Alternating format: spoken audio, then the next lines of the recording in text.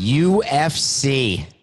That's the nothing personal word of the day. We've got a Samson Sit-Down. I can't believe Coca. I got to give Coca the credit. I've never met Jon. Jon Anik is here. He has a podcast, host of the Anik and Florian podcast, but he's the voice of the UFC, MMA. I didn't know him. And now he is on Nothing Personal thanks to Coca. They've known each other. Wait, how do you know Coca?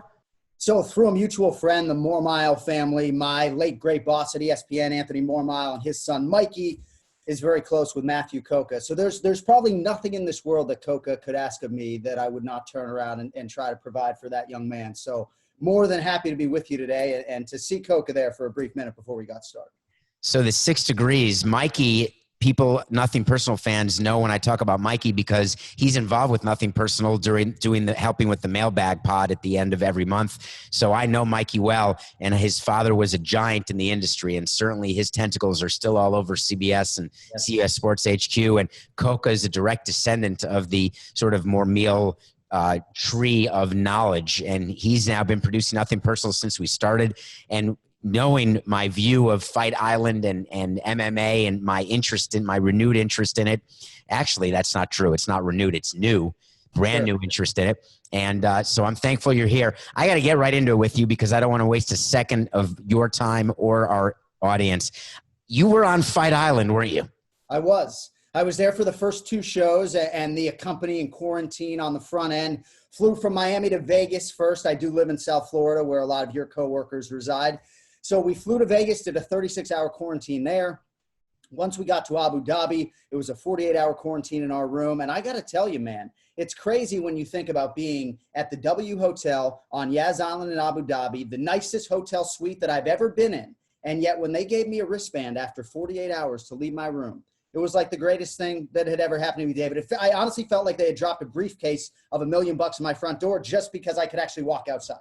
And you were only quarantined for 48 hours. I was quarantined for 48 hours. You know, I had a false positive when I arrived, and that sort of complicated things. But thankfully, I followed that up with 5 negatives. So I'm not sure what happened. I was negative when I left Vegas, false positive upon arrival, which was a little bit of a hiccup, but all is well that ends well. I was allowed to leave after 48 hours, and then I needed 2 more negatives to go on the air for the pay-per-view at UFC 251, and thankfully produced those 2 negatives, and here we are a few weeks removed. So it's interesting because other sports are dealing with false positive. I was not aware that you were in that category. Juan Soto of the Washington Nationals tested positive before opening day of the Washington Nationals of Major League Baseball. He's claiming, though, it was a false positive because he had tested negative so many times after that. He finally got cleared by MLB, but DC, the actual government that has to be involved in clearing people in the Washington area, they have not cleared him as of yet. So how did you get comfortable from your own standpoint when you saw that false positive? Because let's face it, the first time you see a positive, you don't know that it's a false positive. It's just a positive. So what was going through your mind? Were you reviewing every single thing you had done? Yes, there was a little bit of that and retracing your steps. But David, I got to be honest with you, even though I was living in a hotbed in South Florida, we were sanitizing our groceries. And not only did I quarantine in Vegas for 38 hours or 36 hours, whatever it was, but I got on an airplane with everybody who had tested negative in Las Vegas. So we were on a chartered flight. Everyone was negative. So it just didn't add up. I was completely asymptomatic. You know, I was trying to burn the lungs out in my room just to make sure that I wasn't feeling anything symptom-wise. But I just chalked it up to a false positive. I can't say that I haven't had false negatives at time. You know, we're a little bit numb and conditioned to this. It's not that we don't have respect for the virus, but at this point, I've done 8 or 10 shows. I've quarantined in Vegas and Abu Dhabi. I've been in major metropolitan airports that are deemed not safe. So at this point, I'm a little bit jaded, but obviously thankful to be healthy and that my family's healthy and to be working, of course, at the end of the day. So you brought up 3 interesting points. First, let's talk about hypochondria. So if I ever would have a positive test, as it is, when COVID started, I was the guy taking my temperature every 5 minutes. Yeah. I thought at least once a day that I couldn't breathe. I was holding my breath for 20 seconds, which they said was a way to say you don't have COVID. I got the pulse oximeter from my great Jewish mother, so I had my pointer in that thing 10 times a day. So you had no signs of hypochondria. So once you get the positive test, I can only imagine my throat's closing. Oh.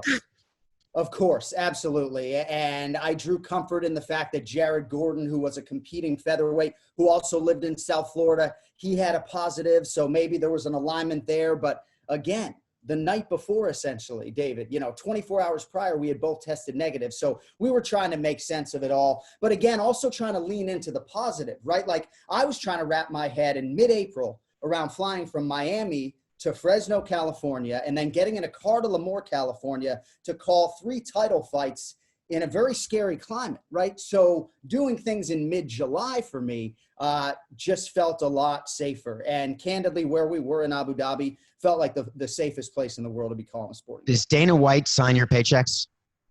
I don't know if he signs them, but yes, I mean, I work for the promotion. I'm a full-time staff employee. And I think because of that, I know the inner workings of our safety and security team pretty damn well. And so I was pretty confident, if not bullish, that we could get shows off in this unforeseen climate, So were you confident in the beginning? I want to take people back because Dana White, I've given him a lot of attention sort of on Nothing Personal. And one of my issues is that he was very front and center early. I don't want to call him a Corona hoaxer, a Corona truther. He's a businessman. And I have great respect for that because that's our show. It's always about business. It's nothing personal. But in the beginning, he got some criticism, not just from me, but really from many different people because he was aggressively trying to get back. And to me, he is one of the great success stories in the adjustments that he made. Because my view is in the beginning, he was sort of reckless about we can do this in California. We're going to do this here. I'm going to buy an island. We're going to do this. We're going to do that. Yeah, I'm on a conference call with Trump. I'm here with the other commissioners. I'm here. I'm there. And as an employee, I would imagine that every minute you're getting a call thinking you've got a UFC to call here, then it's there. And you're just sort of saying, hold on. But then it seems that he recovered. And now UFC to me is an example of the success. Tell me, working for them, what was it like in the beginning? You just talked about, you were thinking of California. That was insane. There was no way that was going to happen. Of course. And I'm talking to my bosses upstairs and then going down and trying to navigate and negotiate with my wife as to whether or not she was going to let me go to Lemoore, California. And it wasn't so much about the career opportunity. It really wasn't. My job was never in jeopardy. We were all made to feel very comfortable if we wanted to step away. But it was that Dana White was so front and center trying to get our live sporting events off the ground. So is his lead play-by-play guy just not going to show up? At that point, I felt not just an obligation to Dana, but to the rest of the executives. And I think it's easy, David, in retrospect now, 3 months later, for me to sit here and say, man, what has the Palm Beach County School District been doing for 3 months? Everything Dana White was doing. Granted, they cut my check, but everything he was doing was solution-based. And it's hard for me to not wonder aloud why more national media and some of the other sports leagues aren't jumping to give the UFC and Dana White credit. Because even though maybe it was bullish and even though maybe it was too soon, it was solution-oriented. And they knew there were going to be positive tests. And they knew there were going to be false positives. And they knew there were going to be unforeseen obstacles. But you had to attack things. And I sit here as a parent in Palm Beach County candidly thinking they didn't attack anything. And now they're delaying school for a month because they didn't try to get ahead of it. So I am the furthest thing from a coronavirus tough guy. I have been in touch with a lot of respiratory therapists. I think among UFC employees, maybe I have more respect for this virus than anyone. But I do give a lot of credit for the boss for keeping his head to the pavement and recognizing that he had to figure out a way to keep the show going on. So I want to get back to Fight Island because we have a segment on Nothing Personal called Wait to See. And I talked about Fight Island. I didn't believe Fight Island would happen. I was under the impression, and I want to know whether or not this was the impression you had at first. I thought he was buying Johnny Depp's island, right, or Richard Branson's island, or the place where the place where that jail is, Coco, in San Francisco. Oh my God, I'm having a moment. Alcatraz. I figured it was an island like that. When did you know that it was Abu Dhabi? Way before the public. I don't know how many weeks, but my pipe dream of it being in the Bahamas or right off the coast of Florida ended pretty early for me. So I knew it was Abu Dhabi. I knew that I had been there last September.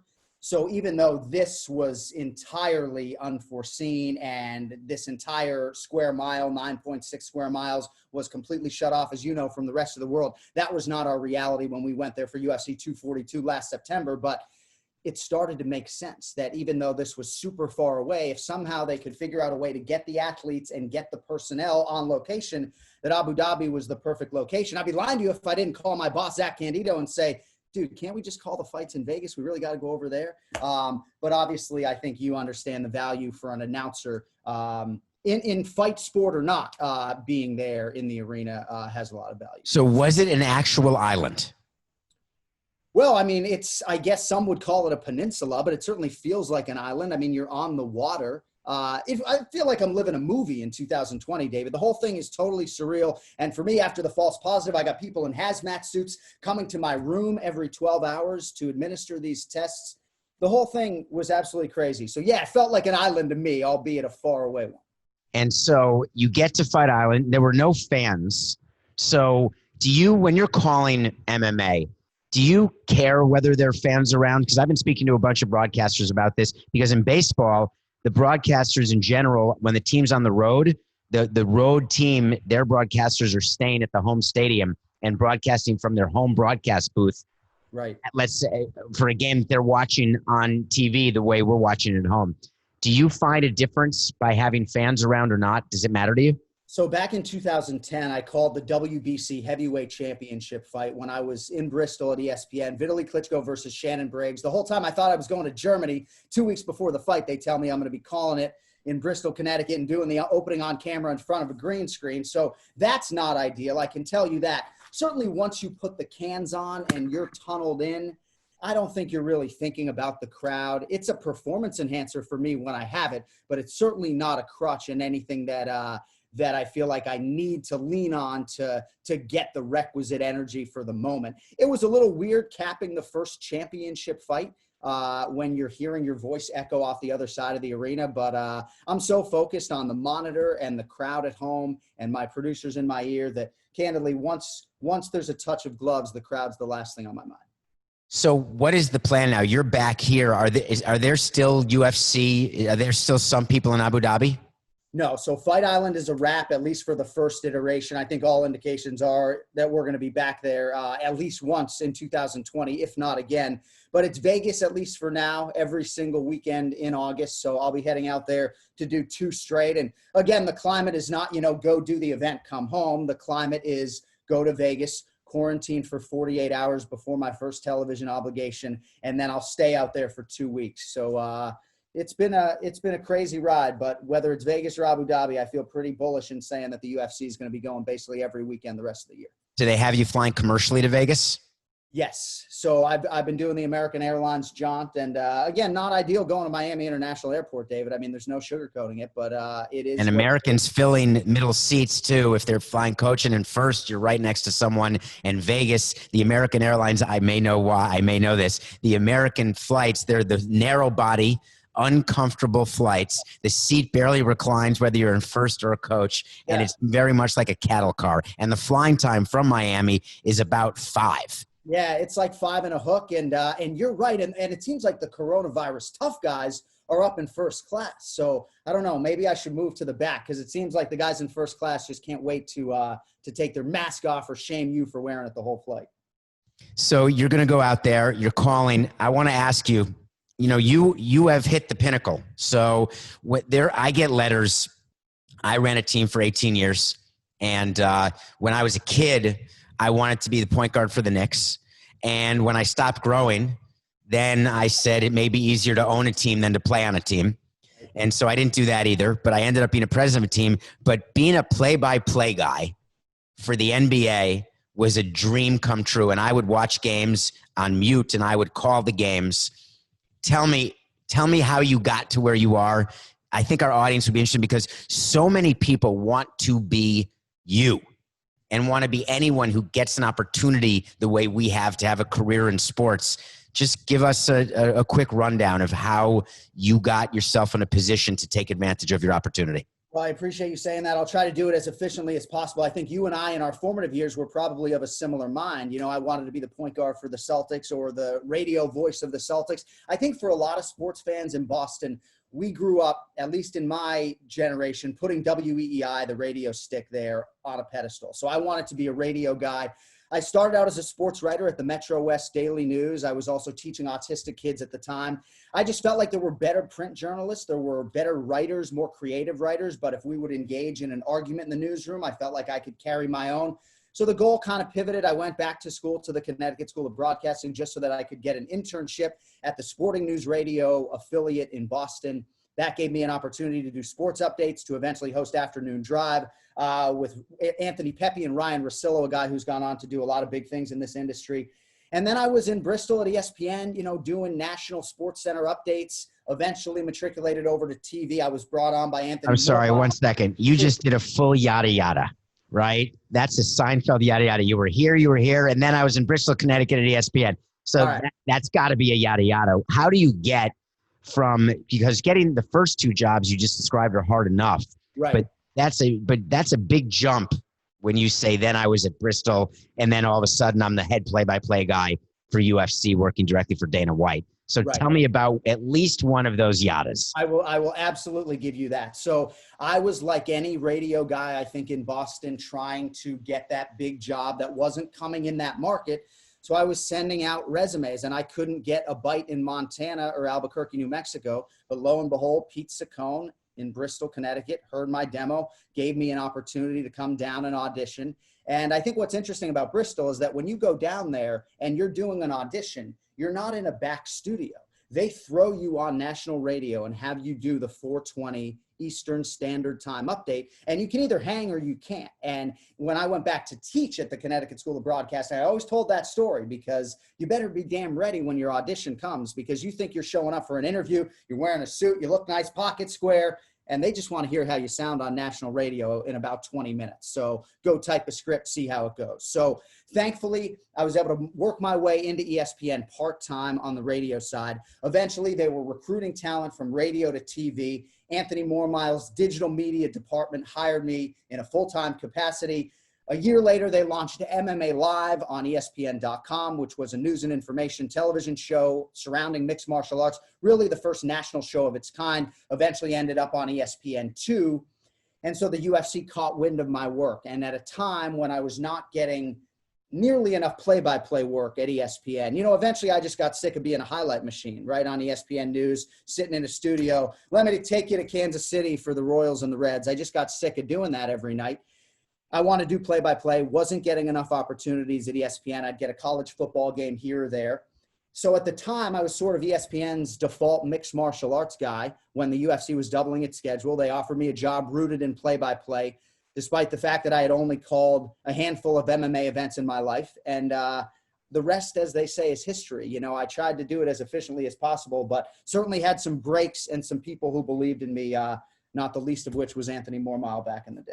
I think it's important for the listeners to hear something, because Mark Cuban had something to say during the pandemic that can inform a lot of our listeners. It's a very common question and a common thought. I want to be doing something else. I want to improve my position. I want my dream job. And right now, with unemployment higher, what Mark Cuban said is just take any job you can find, because you don't know what the future is. You don't know who you're going to meet. You don't know what tentacles, when you reach out, people will grab them. And listening to your story, it's important that people understand that's not a total success story, in that you applied to places and didn't get it. You sent audition tapes to stations who didn't hire you. You didn't mention that, but I would assume it has to be true. Oh, yeah. Hundreds. You went to auditions where you felt good and it didn't happen for you, but you didn't stop, and you somehow ended up in MMA when your goal may not have been that. And now look. So I think when people are saying that I want to do X for a living, and if I can't get a job doing X, then just forget the whole thing. And I think in this day and age that that's the wrong approach. You have to be flexible, and you have to be willing to work your way around and move around. And people these days feel like if they don't get their number one job immediately, they just pack it in. And I hope people are listening to what Jon did, because that is a story. It's a success story that has failure. Well, you put it well. And Kieran Portley, who I'm sure you probably know, who is one of my bosses at ESPN, you know, he said, hey, you're going to host a poker show called Inside Deal. You're going to host a golf show called Quiet Please. And I didn't know a lick about poker, right? So I wasn't super enthused about, you know, getting in a studio in Bristol at 6:30 a.m. because they wouldn't give poker any other time slot, to host that show. But you throw it at the wall, you see what sticks. I didn't even want to do TV. I didn't want to be in front of the camera. I just wanted to do radio. But mixed martial arts grabbed me by the balls. I got the bug, something fierce, and really wanted to start devoting my life to it, and got a lucky break, and I've been running with it, trying to earn that seat ever since. So Port is the one who greenlit Nothing Personal, by the way. How about that? Yeah, I figured as much. So without him, none of this for me is possible. I probably buried the lead not mentioning his name sooner, but the UFC opportunity does not happen without him. MMA Live for me does not happen without him. He thought I had I still do, but he thought I had a serious twitch when I auditioned for MMA Live that couldn't be overcome.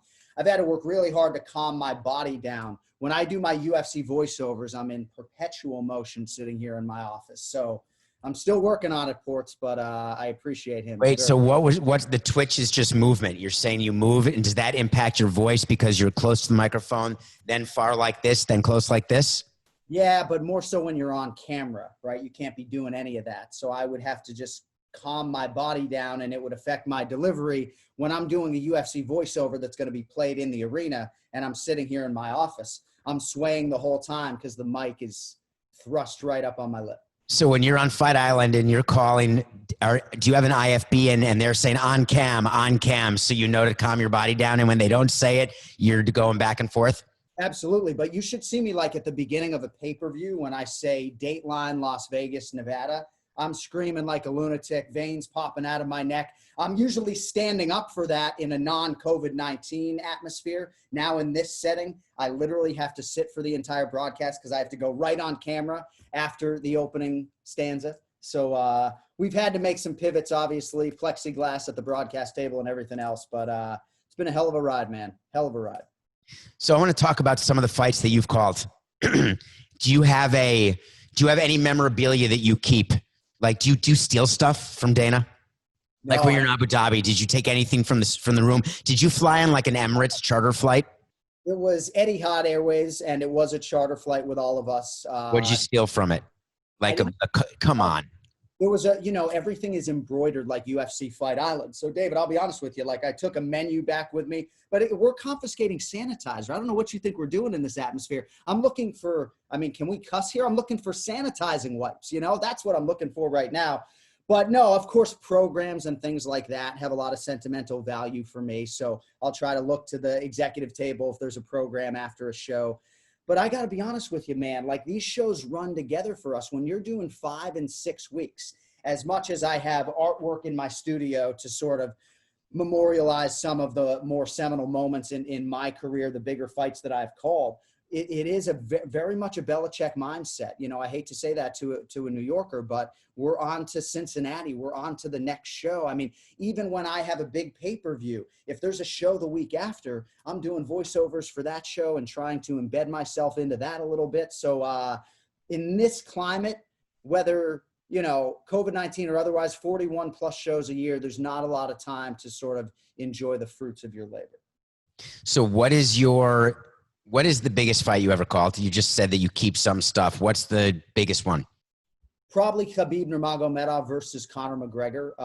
But again, coming back and doing UFC 249, Ferguson versus Gaethje on May 9th, when the entire sports world was shut down in an empty arena in Jacksonville, Florida, that felt like as big as any sporting event that I had ever called. But there's a definite Conor McGregor effect that I think a lot of us feel when you're packing your suitcase for a Conor McGregor fight. It feels different.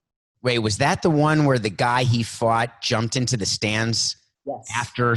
I have some recollection of that. Were you near there? Were you breaking that up like Ron Artest and the Pistons going into the stands and fighting?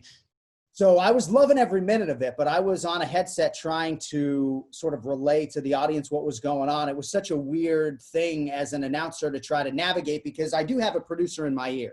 And at any point he could say lay out and just let the moment and let the pandemonium speak for itself. So I'm cognizant of that, but literally the fight ends and 20 seconds later I'm calling a brawl. So at one point I said, veins popping, all hell has broken loose. And it became sort of part of the soundtrack for that moment. It was not my intention. The only thought I remember having, David, was you're just going to call what you see until they tell you to shut the F up. And at one point they did ask us to lay out, and we did. But it was crazy walking back to my hotel room that night for sure. But tell me the circumstances. Did you notice it as it was happening? Were you late to see it because you were focused? You say you're embedded in a moment. You couldn't have been looking for that because who would expect a fighter to jump into a crowd? So where was your head exactly? So, right. I didn't see Conor McGregor throw a shot, but I did see Khabib out of the corner of my right eye peel over the octagon and leave. So at that point, my focus had shifted solely to what was happening outside the octagon and not what was happening inside the octagon, which obviously was more craziness and madness. But, you never know what's going to play out. And I think that MMA, and I know you've gotten the bug a little bit over the last several months, it is the theater of the unpredictable. And I don't want to sit here and say that MMA has ruined other sports for me. It certainly has ruined boxing a little bit for me because I don't have the same appetite and boxing doesn't have the same appeal for me. But this sport is so exciting and unpredictable that other sports haven't held up. I grew up a Red Sox fan in Massachusetts. I could barely watch it at bat now. Tell me, because it's too boring? Well, yeah. And or they stink. Well, right. The Red Sox are not a good outfit right now. But even when I put my cell phone aside and I say, all right, I'm going to try to watch an inning, invest myself in the broadcast, it's just too slow. It's too inactive for me. And boxing is that way. I did have a boxing radio show for a while. Boxing was my inroads to mixed martial arts. And I don't even think there's enough going on there. They're holding and hugging each other half the time. What about the Celtics? Oh, you'll never take the NBA guy out of me. We're excited for this shortened season. I think obviously it gives them a better chance to not have to play the Bucks in Milwaukee or the Raptors in Toronto potentially. So, well, they definitely will not be playing the Bucks in Milwaukee or the Raptors in Toronto. They could be playing the actual teams, yes, but definitely not in Milwaukee. So you're still an NBA fan. You can sit down and watch a Celtics game. Absolutely. And it's not that I have lost my Red Sox fanaticism necessarily. I check the box scores every day, but I just can't be a viewer anymore. But I grew up a Patriots fan when they were the laughingstock of the NFL. I mean, my record in Foxborough is probably 50 or 60 games below 500. So it's interesting for me to hear from young MMA fans who are getting into the NFL. They were the paper bags. Were you there for Steve Grogan and the paper bags? I don't know how old you are. Yeah, absolutely. 1982, 83, 84, I went to, those are some of my earliest memories, I even left the tuck rule game early, if I'm being honest to your audience, right? Because Tom Brady fumbled. So I left and they wouldn't let me back in. So if the Celtics called you right now and said, listen, we want you to be the lead radio play-by-play for the Boston Celtics, would you leave UFC? It's a great question. I mean, Sean Grandy is actually the radio play-by-play guy and a good friend of mine, so I wouldn't want anywhere near his seat, but it's not a question I get every day, and my wheels are churning a little bit. I think that was always the dream, to be able to call a Red Sox, a Celtics, or a Patriots game. I know I can't go call a Boston Bruins game right now. I'm going to stay in my lane there. But yeah, that was always the dream. I think the dream has kind of pivoted to the NFL for me. I've done the Super Contest every year for 7 years. I've been betting on sports essentially every day since 1996. I am a rabid How NFL proud you must be. It's been amazing. But I'm a huge NFL fan, a big fantasy football guy. So were I to retire or lose my voice before I got a chance to call an NFL game, I think that is maybe a bigger motivator for me than the Celtics at this point in time. But I like the fact that I can be an NFL fan and have my Sundays. I like the fact that I can watch the Celtics and still be a fan with emotions and everything else. So I think I have it pretty good, all things considered. But this dovetails back to what we were talking about before, which is as someone, you're at the top of your profession, but even people at the top, if you got a call, it's business. If you got a call and they doubled your salary, the Celtics offered to double your salary, I think you're calling Dana and saying, listen, either you match this, I got a family, and by the way, it's the Celtics. See you later. And there's nothing to be embarrassed about that. Yeah, I mean, I don't know, and my wife and I talk a lot about this, how I would be if I gave up the UFC, right? Because sometimes, not so much the devil but I don't know if I would miss it to the extent to which maybe my wife thinks I would. I mean, I will order every UFC pay-per-view as long as I live, but I don't know how much of an appetite I have for all the international travel. I got 3 kids under 9, I can't be doing this forever. You know what I mean? So yes, domestically, I think a lot about the National Football League, and going back and getting an offer from the Celtics, even if I haven't called basketball in a while, would be a dream. So, you're giving me a lot to think about here on a Friday afternoon, David. I like it. I like it. So I want to go back to some of your memorabilia and some of your issues. I have an issue. I can't pronounce names. So I mess them all up. Coke is in my ear as the producer of Nothing Personal, and he gets grumpy with me. And the names in MMA are difficult. So take us through the process. Hey, first of all, have you ever screwed one up on the air? Oh, yeah, absolutely. And, you know, do they ever want to fight you when you do that? Do they hear about that? Or do you lie and say, no, I said it right? Well, I mean, the worst thing I did is I attributed a child to a kid who didn't have a kid. So he gets back to the locker room after winning a fight, and he's got 30 text messages from people who said, hey, the play-by-play guy says you have a 2.5-year-old son. Care to tell us about this? His wife was 2.5 months pregnant. Something got lost in translation in the phone interview. But no, we screw up names. We have obviously international fighters out the wazoo, and it makes it very difficult. The one thing that I will say, and it sounds trite, but practice really makes perfect. I've tried to impart this upon our Octagon announcer, Bruce Buffer, and everybody else. If you practice the hardest name on our roster 50 times before you get to the arena, you really shouldn't need phonetics. And we've taken a page out of NBC's book in taking the athletes and having them say all their names to tape. So I have all 600 fighters saying their name to tape on my cell phone. So I will listen to that, and I will practice, and I will do voiceovers before I get to the arena. And most of the time, 99% of the time, I don't even need phonetics by the time I arrive, because I practice. You have fight note cards, right? Like you have cards you use when you're broadcasting. You've done your homework. You're telling me that you don't use phonetics for some names on those cards? Come on, man. I have my fighter library here. I have over 5,000 alphabetized. I handwrite every single one of them. And you will even notice Katsunori Kikuno right there. There's no phonetics to be found anywhere on the fight card. Now, there are certain names, right? We have a guy, Khamzat Chimaev, who just made his UFC debut, fought twice on Fight Island. He's all the rage right now. That one's pretty tough for me. So that one I did write some phonetics on. But Joanna Jacek and Modestus Bakauskas and Andreas Michailidis, if I've said it 50 times, it's as easy as David Samson. By the time I get to the arena, it really is. You just did a ch. That sounded very Jewish of you. I say that. You can say ch, like l'chaim. Well, I was B'nai Mitzvah, so there you go. I love it. By the way, if people who are listening, John's area is much like mine in that it's very clean, very neat. I'm noticing potential OCD situation. And then he brought out his fight note cards that if you're not watching this on YouTube, Nothing Personal with David Samson, you don't see that the fight note cards are done in a file cabinet or in a note cabinet. They could be color coded. They're definitely in order. They are done immaculately. And I'm seeing, is this who you are?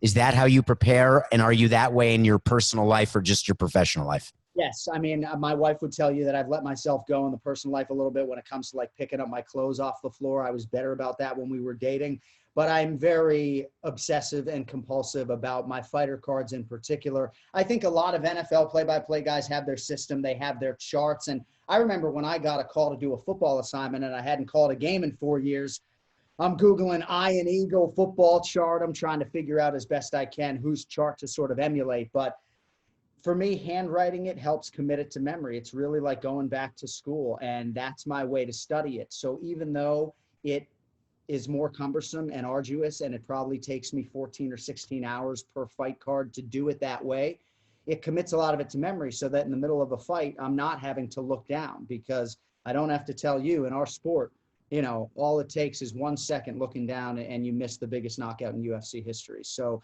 it's my system. I probably need a fireproof safe. Other than that, it hasn't failed me yet. So kids learn so differently now. I didn't have computers because I'm old. And so I had to take notes. And so the way I learned, and I do it to this day, is when I write something, that's how I remember it, because I remember myself watching it being written down by my hand.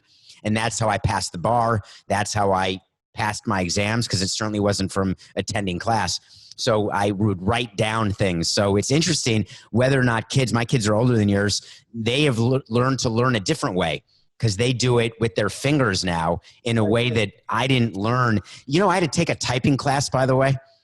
And there are no typing classes anymore because you're expected when you're in kindergarten that you know how to use your iPad. It's amazing. So you're a dinosaur with those note cards, by the way. Oh, any of us, I think, that were born in the 70s are really, we felt like when my dad was buying a hamburger for 5 cents that I couldn't relate to that guy. And there's even more of a gap, I think, between us and our children. But I have a lot of respect for guys like you, man, because I sat down really at a crossroads. I was studying for the GMATs to go try to get my MBA, or I was going to go back to broadcasting school so I could get an internship without being paid for it. And I didn't think I could pass the GMATs. And that's ultimately what led me to go to broadcasting school. So I was never a good student necessarily, but at least when it comes to handwriting fighter cards, I've done okay. So tell me about Conor McGregor. Would you say he's the most well-known MMA in history? Like, is he on the Mount Rushmore of the most famous, maybe not the best, but certainly the most well-known? There's no doubt about it.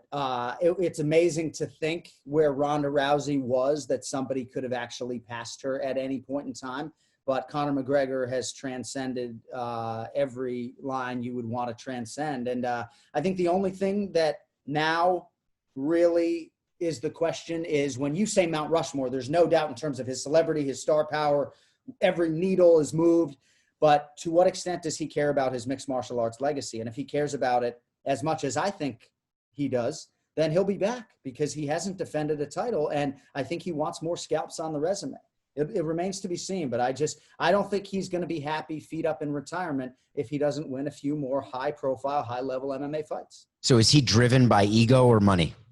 I think ego, but I also think prize fighting, right? If you think, it just wasn't all that long ago, April 6, 2013, he made his UFC debut. So even though he doesn't need money, and generationally nobody under the McGregor banner is ever going to need money, that's not why he got to the table. He wanted to go down as one of the greatest mixed martial arts athletes and UFC champions of all time.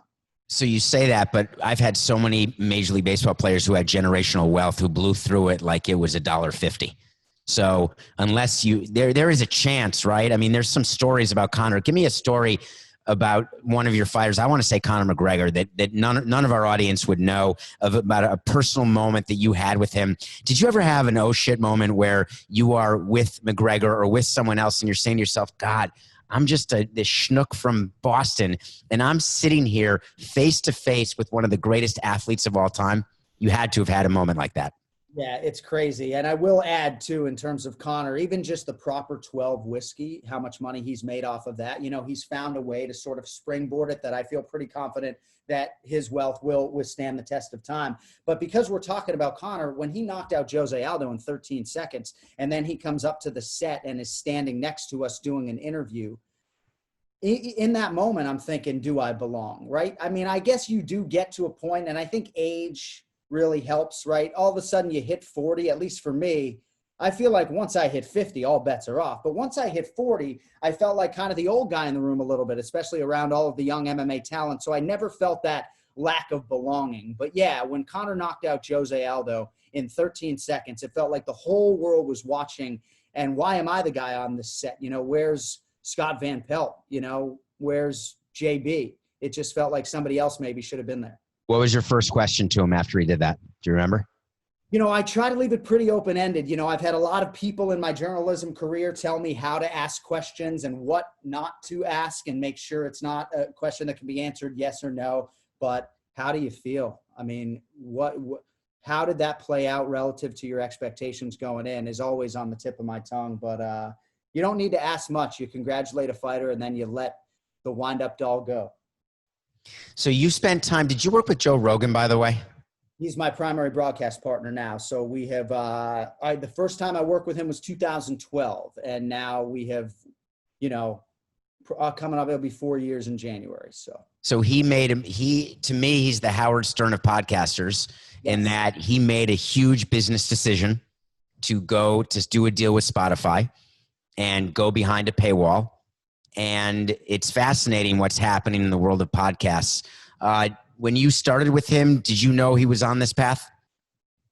Yeah, I mean, obviously 2012, his podcast was going on. And even back then, I sort of thought the Howard Stern comparisons were appropriate in terms of their impact on not just the American man, but men across the world, and women to a lesser extent, right? But Howard Stern has this global presence that is undeniable, and Joe Rogan has that to such an extent. It extends so far beyond the mixed martial arts waters. So yeah, even back then in 2012, I was very starstruck. You know, I got the call to do a pay-per-view at UFC 155 on 3 days notice, right? So I'm driving around on Christmas Eve in Vegas, and my boss calls me and says, hey, you're getting the call up to the big leagues. You're calling UFC 155 with Joe Rogan this weekend. So I was starstruck sharing that space with him from day one. But now it's a friendship thing. And obviously we bond on fighting more than anything else. But I have a podcast because of his, right? I mean, there's so many of us that are in the podcast space because of the Joe Rogan experience. So I couldn't be happier for him. I would love to see him, you know, get some more recognition when it comes to his analysis. I think mixed martial arts is still battling some old boys clubs when it comes to maybe Emmys and things like that. I don't know why Joe doesn't get more domestic respect in the US for his ability as an analyst, but as a comic, as a podcaster, he is certainly transcendent. He is a Renaissance man, and I couldn't be happier for him, truly. You know, it's a really big deal for a really good guy. So we can't end this without talking about a show that I'm watching right now, and it's called Kingdom. Have you watched the entire series? I have not. I know my podcast partner, Kenny Florian, has a cameo, but I have not seen it. What does he do there? I think he did. He had a commentary role, so he was just in the cage interviewing a fighter before or after a fight or something. Does he have a beard? Yes. And so he's the commentator who does each of the fights. So he's been on more than one episode. I think he has I don't know if it's as recurring as that, but I believe he's on it. Coca might know better, but yeah, he's been on the show. So one thing that I needed to ask, tell me about, there's a concept in Kingdom about cut day. Cut day is when you're going in. I'm not telling you this. This is my view of what cut day is. It's when you have to go in and you have to hit a certain weight. And assuming it's a legitimate fight where they don't go plantains on the scale, you actually have to be a certain weight. And according to this show, they put sweatshirts on. They duct tape the sleeves in their feet. They work out on a bike in the sauna. They use a credit card to wipe the sweat off. Then they weigh themselves. Then they go back and do it again. Is cut day a thing? Oh, yeah. And it gets a lot more horrifying than that, David. You know, I don't know how much time you have, but there are a lot of athletes who feel like they're staring death in the face. You know, I could tell you horror stories for days of brothers outside saunas being held back by other cornermen who are trying to go in there and save their brother, who eventually ends up making weight and, you know, goes and wins the huge fight, right? So it's a crazy thing. I think we are in a better place as a sport than we were 5 or 10 years ago. I mean, there's certainly other promotions that make guys fight at their natural weight and they don't allow for any weight cutting. The UFC started in 1993. You know, Anthony Mormile, his worry was always that there was going to be an octagon death either on weigh-in day or in the cage. Hasn't happened yet, knock on wood. But again, for a lot of these athletes that water load and know how to do it the right way and use the bathtub to great effect, there's a way to do this that doesn't make it so terrible. But having said that, David, there are also a lot of wrestlers, right, who have done this for years, who aren't afraid to wake up on weigh-in day with 14 or 16 pounds to cut because they want to walk in the octagon with the extra weight 48 hours later. So it is the number one inconvenient truth of our sport. Weigh-in day scares me every time, but I don't see it changing. So did you have to do a cut day when you were in Warrior? So funny. No, I mean, I tend to cut a little bit of weight before I go on camera because they measure me for these suits in 2011. So if I'm a shade above 155, it's hard for me to get into my broadcast. With duct tape? Do you use duct tape? I don't. I run in South Florida, and I can cut about 5-6 pounds every time I run outside. But at one point, I was hosting a show called UFC Ultimate Insider, and they proposed for a segment having me do a weight cut. I was walking at 56, and I was going to cut down to 145 pounds, and I would be all for that. I want to see how my body would hold up. I want to see if I would quit in the sauna. I want to see those things. I think that the mental toughness that maybe I lacked on the hardwood would rear its ugly head in the sauna, and I'd quit when I was like 47, 48. So maybe we should do a promotion where we'll do a cut day together, because I also run in South Florida. I just ran actually 16 miles this morning and have not eaten yet. And so I'm glad I didn't pass out during this, because you do lose 4 or 5 pounds just by going out for that run. But if we cut day, I'm right now around 127, 126. And I think I don't know that I can get lower, but maybe we'll do some sort of challenge, because cut days scare me. On the show Kingdom, it scares me. The fact that you're saying that it's real in that way and that that's one of your biggest worries, I'm pretty worried about that as well. So we should do it and see how bad it really is. We should do it together. I will tell you, though, you probably have a lower body fat than me, so you will have fewer pounds to lose, most likely. I don't think they want to get you much below 23, right? Whereas for me, I think, with all due respect to myself, if I'm 16, 17, 18% body fat, I'm going to be able to lose 7 or 8 pounds pretty quickly compared to you. But I would love to do it. I think it'd be fun. Coca, I think we have our next plan, because we can seriously do this. I wouldn't ask you to do it, Coca. Listen, I can't believe I thank you so much for doing this with us. I promised you 45 minutes. We're over by 2 minutes. I just had to talk about cut day and Kingdom. It is a fascinating job you have. You see a lot of history being made. You've been on the Fight Island, and you're not anywhere near done. So, Jon, thanks so much for being on Nothing Personal. My pleasure. Anytime, David. All the best.